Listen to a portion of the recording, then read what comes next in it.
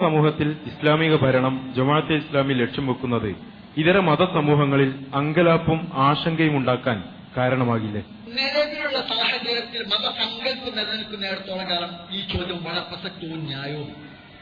അതായത് ഇസ്ലാമിക രാഷ്ട്രം അല്ലെങ്കിൽ ഇസ്ലാമിക ഭരണം എന്നതിനെ കുറിച്ച് സമൂഹത്തിൽ നിലനിൽക്കുന്ന ഒരു ധാരണയും ഒരു കാഴ്ചപ്പാടും വെച്ചുകൊണ്ട് സഹോദര സമൂഹങ്ങളിൽ ഈ ഭീതി ഉയർത്തുകയില്ലേ എന്ന ചോദ്യം വളരെ പ്രസക്തവും വളരെ ന്യായവുമാണ്, അർത്ഥപൂർണമാണ് ചോദ്യം. പക്ഷേ എന്റെ സഹോദരൻ പലപ്പോഴും സൂചിപ്പിച്ച പോലെ ഇസ്ലാമിക ഭരണം എന്ന് പറഞ്ഞാൽ എന്താണ്? ഇന്ത്യയിൽ ഇപ്പോൾ ഇസ്ലാമിക ഭരണമെന്ന് ഇസ്ലാമിക രാഷ്ട്രമായി വിചാരിക്കാം. എന്തായിരിക്കും സംഭവിക്കാം? ഇന്ത്യ ഇപ്പോഴൊരു ഇസ്ലാമിക രാഷ്ട്രമായി, യഥാർത്ഥ ഇസ്ലാമിക രാഷ്ട്രമായി എന്താ സംഭവിക്കാം? ഇസ്ലാമിക രാഷ്ട്രമായാൽ ഇന്നുള്ളതുപോലെ തന്നെ ഗുരുവായൂർ ശബരിമലയിൽ നിലനിൽക്കുമെന്ന് മാത്രമല്ല, ശബരിമലയിൽ VS അച്യുതാനന്ദൻ നൽകിയതിനേക്കാളേറെ അരവണ എല്ലാവർക്കും ലഭിക്കുന്ന അവസ്ഥയാണ്. അവിടെ ഇന്നുള്ളതുപോലെ മാലിന്യങ്ങൾ ഉണ്ടാവില്ല.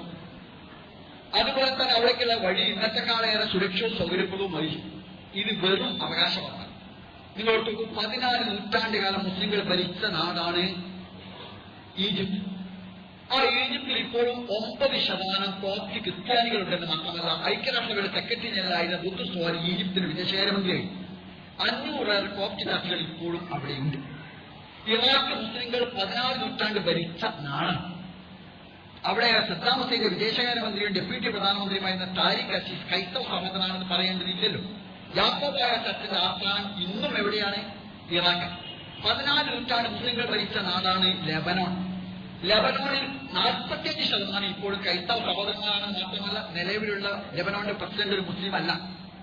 നിലവിലുള്ള ലെബനോണിന്റെ പ്രസിഡന്റ് ഒരു ക്രൈസ്തവ സഹോദരനാണ്. പ്രധാനമന്ത്രി മുസ്ലിമാണ്, പ്രസിഡന്റ് ക്രിസ്ത്യൻ സഹോദരനാണ്.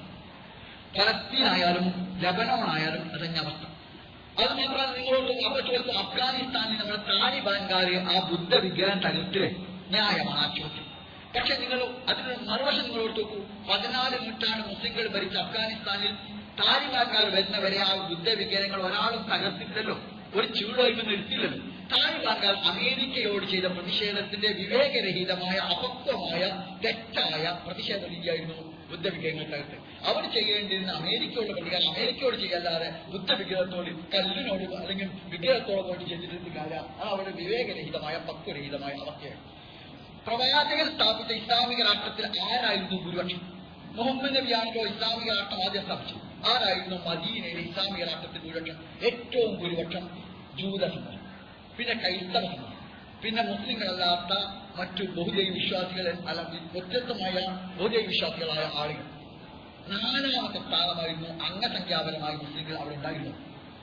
അത് എന്ന് പറഞ്ഞാൽ ആ രാജ്യത്തെ ജനങ്ങൾ അവിടെ കൂട്ടായി ഉണ്ടാക്കിയ ഒരു പ്രമാണമുണ്ട്.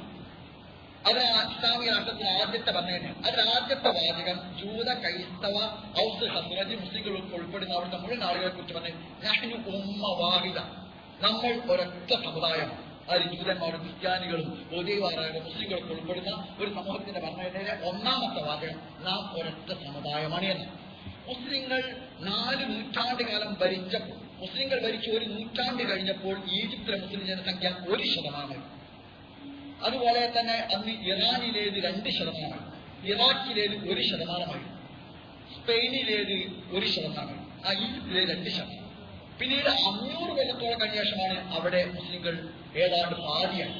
ഇന്ത്യയിൽ നിങ്ങൾ നോക്കൂ, ഇന്ത്യയുടെ ചരിത്രം കൂടിയത് ഏറ്റവും ശ്രദ്ധയാണ്. ഇന്ത്യയിൽ 800 വർഷക്കാലം മുസ്ലിങ്ങൾ ഭരിച്ച ശേഷം മുസ്ലിങ്ങളുടെ ജനസംഖ്യ എത്രയായിരുന്നു വെച്ചാൽ 5%-ക്കാൾ താഴെയായിരുന്നു എന്നാണ് പ്രമുഖരായ ഇന്ത്യൻ ചരിത്രകാരന്മാർ പറഞ്ഞത്.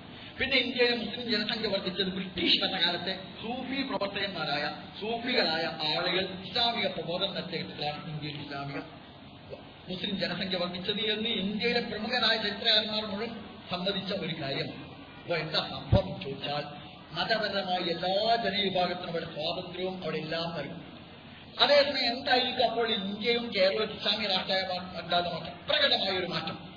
ആദിവാസികളും ഇവിടുത്തെ മുക്കുവന്മാരുമായ ഈ കടൽ തീരത്തുള്ള ധാരാളം ആളുകൾക്ക് തലചായ്ക്കാൻ ഒരു ഇഞ്ച് ഭൂമിയില്ലാത്തപ്പോൾ കാറ്റക്കും വെള്ളക്കും ഒക്കെ 10,000-കണക്കിന് ഏക്കർ ഭൂമി ഉണ്ടാവില്ല. അതൊരു മാറ്റമായി.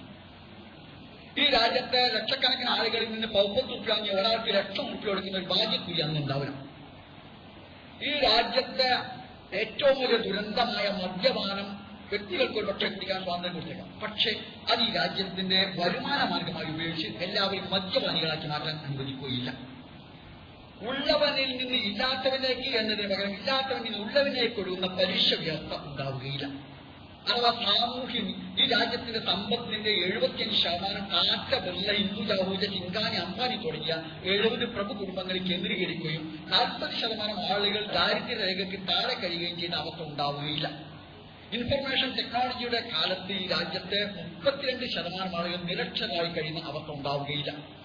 ഈ രാജ്യത്തെ ആദിവാസികളും ദലിതുകളുമായ ആളുകൾ സമൂഹത്തിന്റെ അധസ്ഥിതരായി കഴിയുന്ന അവസ്ഥ ഉണ്ടാവുകയില്ല. അപ്പൊ സാമൂഹ്യ നീതി, മറ്റൊരു ഭാഷയിൽ പറഞ്ഞാൽ മൂല്യങ്ങളിൽ അധിഷ്ഠിതമായ സാമൂഹ്യ നീതിക്ക് വേണ്ടി നിലകൊള്ളുന്ന ഒരു ക്ഷേമ രാഷ്ട്രമായിരിക്കും ഉണ്ടാവുക. അത് ഈ രാജ്യത്തെ ഏത് മനുഷ്യനും മറ്റേത് വ്യക്തിയെക്കാളും ഏറെ ഗുണകരമായിരിക്കും എന്ന് പഠിച്ചാൽ മനസ്സിലാക്കാൻ കഴിയും. അതുകൊണ്ട് ഭീതിയല്ല, സന്തോഷമാണ്, ആശ്വാസമാണ്.